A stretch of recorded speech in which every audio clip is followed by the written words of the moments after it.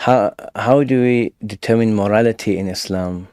Deontologist or consequentialist?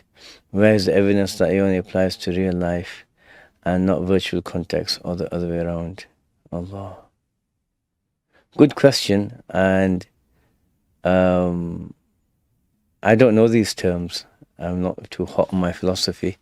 But let me tell you where we get morality from Islam. There are certain things. So in Islam, morality comes from God. It's as simple as that.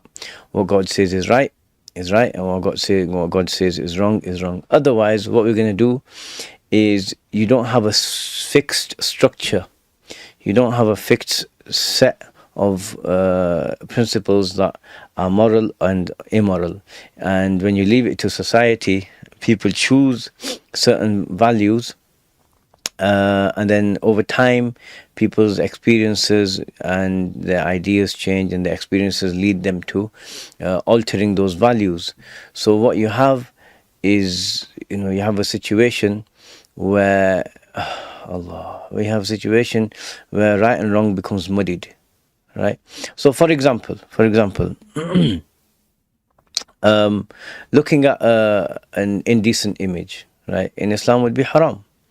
And then you have, in the West, you have a whole industry of, pornography and all of these things.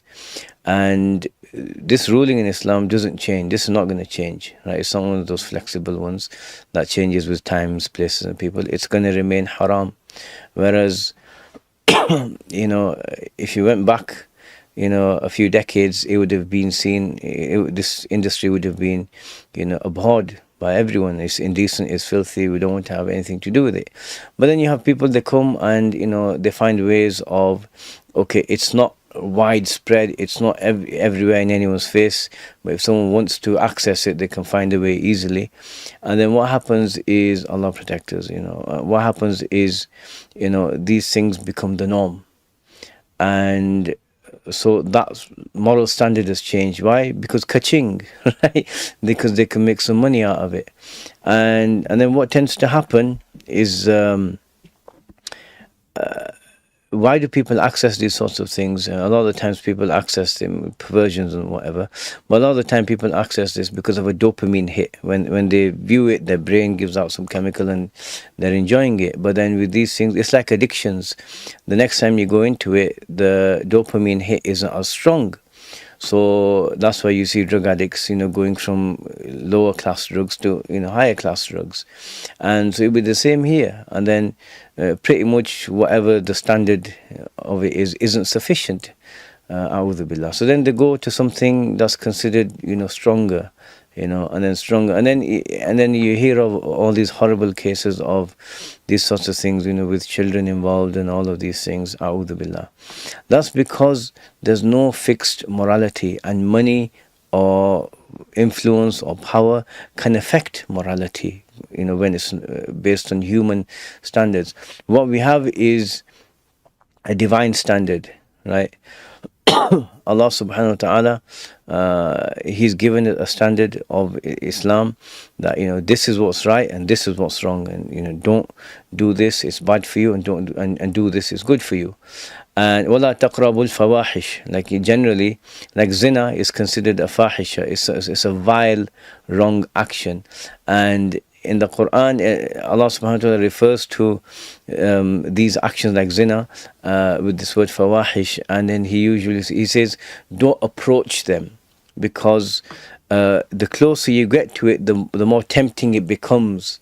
And then pretty soon the person falls into it. So don't even go near them lest you get sucked in. And so this is the standard.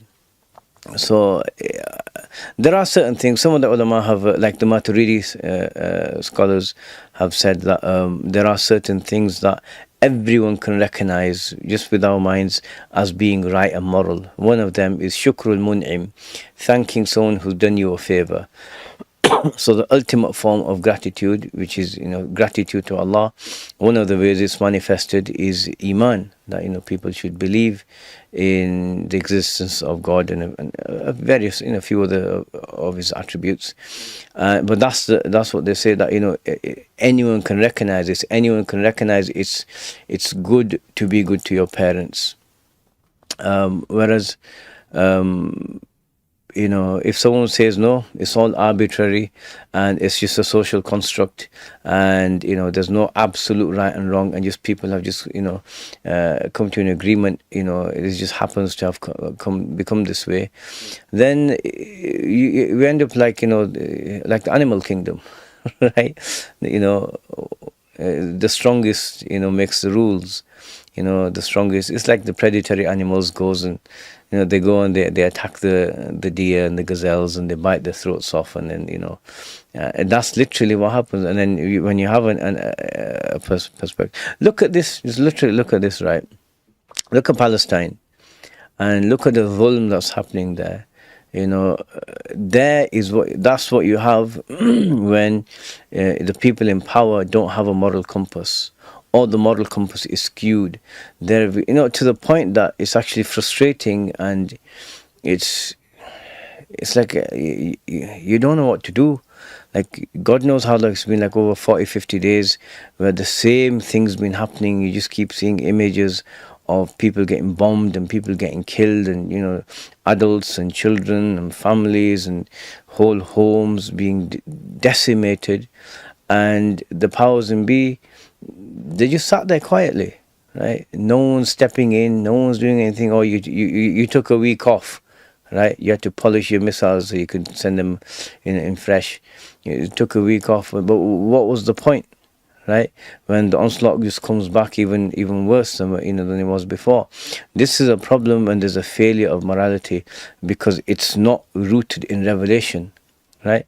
And you could say, well, Israel, are justifying it. Well, are they? Right? We've looked in Islam, tafsir classes, and there's plenty of sources that the revelation has been altered, it's been tampered with, and so you got hundreds of thousands of people all over the world that are objectively seeing what you're doing there is wrong. And then there's people, because of their money, wealth, power, or whatever motivates them, whatever drives them, in order to chase these things, they're just silent about it. And then they peddle one lie which gets debunked, and then they'll peddle another lie, and then that'll get debunked, and then they just make up another lie, and then that, and then another one after that. It just keeps going. So if you turn away from revelation, this is where people end up. People end up as being, ثُمَّ رَدَدْنَاهُ أَسْفَلَ سَافِلِينَ, right? Allah subhanahu wa ta'ala said, then, Allah created the human being, لَقَدْ خَلَقْنَا الْإِنسَانَ فِي أَحْسَنِ تَقْوِيمٍ. By God, we created the human being in the greatest of forms, right? So physically and mentally, emotionally, our souls, everything, we have the highest potential.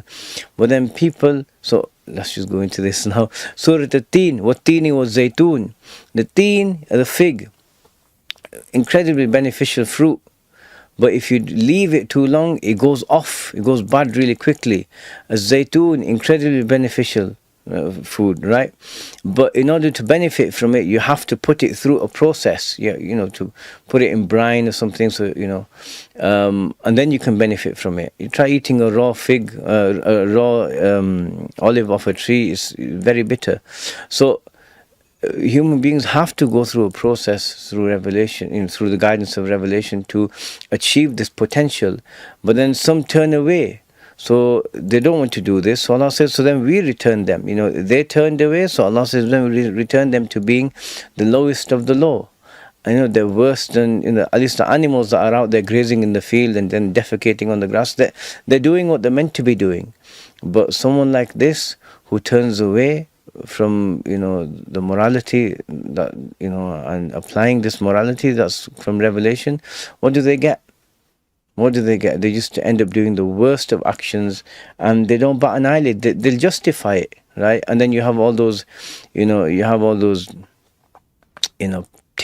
and whatever, putting on makeup and blackening out their teeth to imitate some elderly ladies whose teeth have fallen out, and then laughing and dancing about oh, my baby's died, something like this. They have no heart, no compassion, nothing. The things that make people human beings have been stripped from them, right? And they don't know it, they don't see it. So that's what happens. So morality has to be from a higher cause. Otherwise, you can adjust it. right? You can adjust it. Like here, the lighting I've got, right? If I feel a few weeks ago it was on a darker setting, and then it's been adjusted now, and it's a bit brighter, right?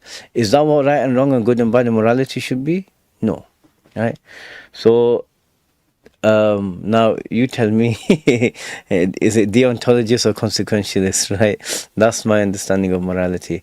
And there's one other element of it, which is the infinite knowledge of Allah subhanahu wa ta'ala, and his wisdom, and the fact that he knows us better than we know ourselves. What he decrees and what he says, do this and do that, that's what's in our ultimate benefit. So therefore that's what's most moral as well, right? Inna Allah la ya'muru bil fahsha. Allah does not command the indecent, right? Anything he's told us to do is good, but what you'll have is people, they'll twist the truth into falsehood and the good into bad, and that's generally the way of things in times of tribulation. We ask Allah for protection for us and our innocent brothers and sisters all over the world who have just been persecuted. La ilaha illallah Muhammad Rasulullah.